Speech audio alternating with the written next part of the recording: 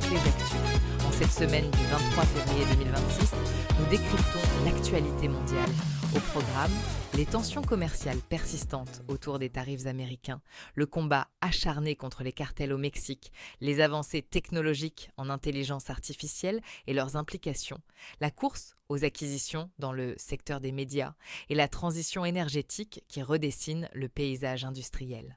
La question des tarifs douaniers américains continue de peser sur les échanges internationaux.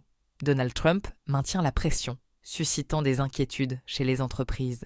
Effectivement, Sophie, l'administration américaine développe un mécanisme de prix plancher occidental pour les terres rares afin de réduire la dépendance vis-à-vis de la Chine. Les prix chinois du PRN ont grimpé, soulignant la vulnérabilité occidentale.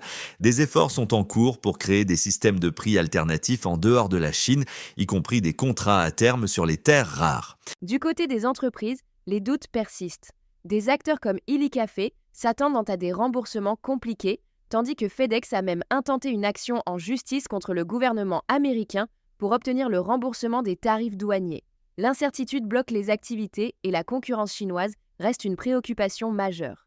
Au Mexique, la guerre contre les cartels de la drogue a connu un développement majeur avec la mort du chef du cartel Jalisco Nouvelle Génération, El Mencho. Effectivement, Sophie, l'armée mexicaine a tué Nemesio Rubén Oseguera Cervantes, alias El Mencho, lors d'une opération.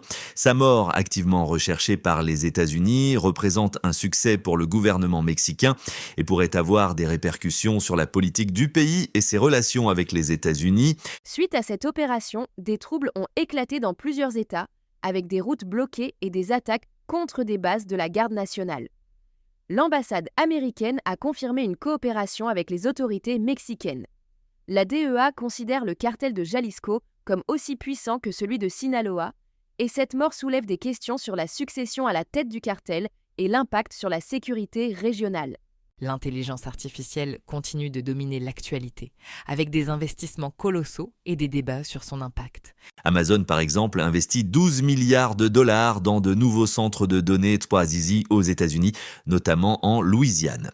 Le PDG de Salesforce, Marc Benioff, indique que le rôle de chacun chez Desjardins va évoluer avec l'IA, tandis que Jim Cramer met en garde contre la fragilité du marché boursier face aux craintes liées à l'IA, notamment pour les entreprises de logiciels. Parallèlement, des questions éthiques se posent. Le Pentagone a lancé un ultimatum à l'entreprise d'IA Anthropic suite à des désaccords sur l'utilisation de sa technologie pour la surveillance de masse ou les armes autonomes. Le président Trump a même ordonné aux agences fédérales de cesser d'utiliser la technologie d'Anthropic, la désignant comme un risque pour la sécurité nationale. Le secteur du divertissement est en pleine effervescence, avec une guerre des enchères pour des acteurs majeurs comme Warner Bros. Discovery.